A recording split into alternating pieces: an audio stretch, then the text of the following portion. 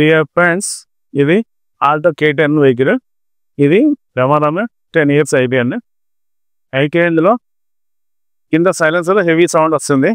మేము ఓపెన్ చేసి చూసాము. ఓపెన్ చేస్తే ఈ విధంగా బాగా డ్యామేజ్ అయ్యింది.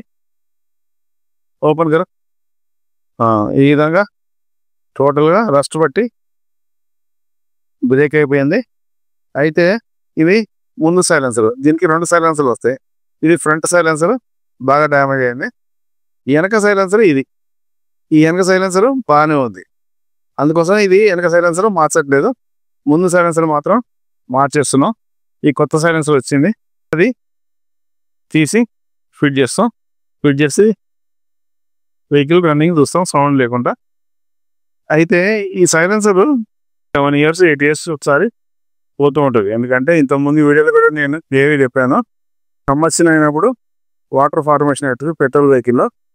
డీజిల్ వెహికల్లో వాటర్ ఫార్మేషన్ సార్, అందుకోసమే డీజిల్ వెహికల్లో సైలెన్సర్లు పోవడం అనేది మనం అరుదుగా గుర్తించాం, ఆ అవసరం కూడా ఉండదు. పెట్రోల్ వెహికల్లో క్లియర్గా సైలెన్సర్ పోతూ ఉంటే 6-7 yearsకి ఒకసారి పోతుంది. వెరీ హార్డ్ కండిషన్ ఉన్నది, ప్లస్ వాటర్ ఫార్మేషన్ ఉంది. అందువల్ల ఎంఎస్ షీట్ మెటల్తో చేసింది కాబట్టి ఇది రస్ట్ పడుతుంది, రస్ట్ పట్టి డ్యామేజ్ అవుతుంది.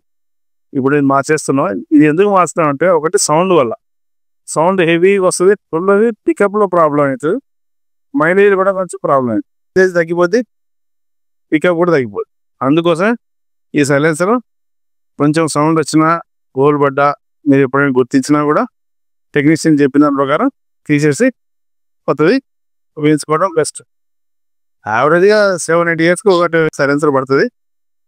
ముందు సైలెన్సర్ ముందు పోయిందనుకోండి, ఒక 2-3 yearsలో వెనక సైలెన్సర్ కూడా పోద్ది. మళ్ళీ ఒక 6-7 years నడుస్తుంది. టోటల్ 15 years లైఫ్ స్పాన్లో 2 సెట్లు సైలెన్సర్లు మీరు మార్చాల్సి వస్తుంది. ఓకే, ఈ వీడియోని కంటెంట్ మీకు నచ్చినట్టయితే తప్పకుండా షేర్ చేయండి, లైక్ చేయండి, సబ్స్క్రైబ్ చేయండి. Thank you.